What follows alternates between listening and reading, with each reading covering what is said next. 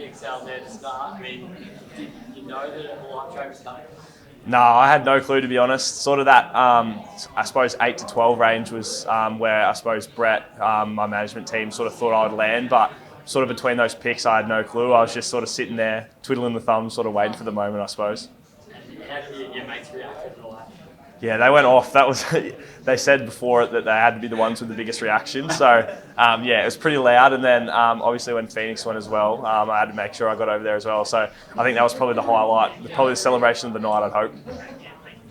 We just spoke to Phoenix. It must be incredible to see him get picked up straight after you. Yeah, it was honestly ridiculous, to be honest, like the emotions. So I was just speaking about how like my heart was racing the whole time, like standing up on the stage, shaking Joel Selwood's hand, and then talking to him for about 30 seconds, and then I just hear Phoenix and the same group that just yelled my name, like screaming his. So I was like, I've got to get over there. So it was pretty special to share the moment with him. What does the number 14 from Joel Selwood being handed over to you on the stage mean? Yeah, it's obviously very special. He's obviously a legend of the club, and yeah, it's a privilege to sort of even have him here tonight. So yeah, it means a lot, and it sort of shows that going forwards, I'm going to have to sort of take responsibility, and yeah, it's sort of hopefully my time now, which is amazing. What did he say to you? What did he say? Oh, he was just like, relax, enjoy it, you know, all the sort of stuff, calming down a little bit. So he's obviously done it before. He's been in big moments before, so he was pretty chill. So yeah, definitely helped me sort of calm the nerves a little bit.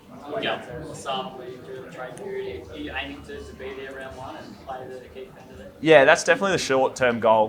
Wherever it may be on the ground, I definitely do want to make that a goal of mine to sort of play round one next year. Obviously, yeah, I'll do my best throughout the pre-season to give myself the best opportunity to do that. But yeah, obviously at the end of the day, it's up to the coaches. So yeah.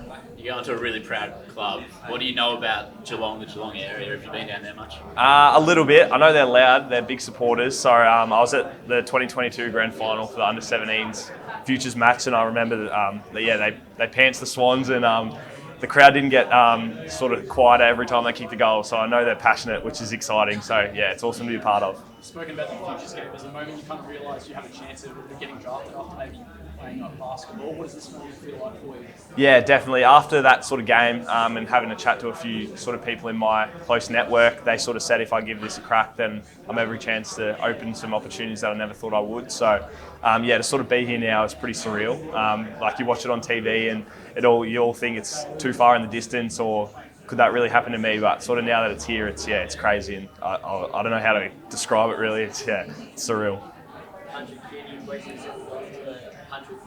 Yeah, no, it's awesome to obviously upgrade from country to big country, but hopefully still sort of keep that country lifestyle a little bit. So yeah, I'm super pumped. It couldn't have worked out better.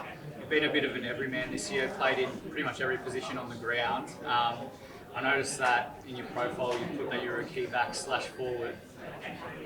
Tell me a bit about that. Where do you feel most comfortable? Yeah, to be honest, I think sort of the strength of sort of my juniors was in the sense that I got thrown around a lot. So I've sort of become pretty comfortable with both forward and back. I think obviously they're both areas that I've got strengths in, but also have a lot to improve on in either end. So I think definitely I wouldn't sort of pigeonhole myself right now. It'll just be up to sort of the situation that we're in come sort of next year, I suppose. Have you had any inkling from clubs of where they might want to play you at the next level, where they see you fitting in? Not really. They sort of say they like sort of strengths of certain areas, but they sort of don't give much away. So just like the draft, everything's sort of keeping on the hush-hush until it actually happens. So yeah, no, I'll see where it happens, but I'm happy either way. Has there anything that stood out to you in your talks with Geelong throughout the process?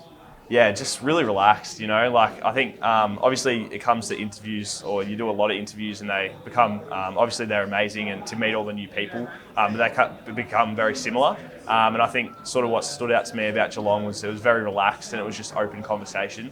Yeah, it wasn't too much pressure on me, which sort of made me come out of my shell a little bit. So yeah, hopefully that made a good impression, or I hope that made a good impression.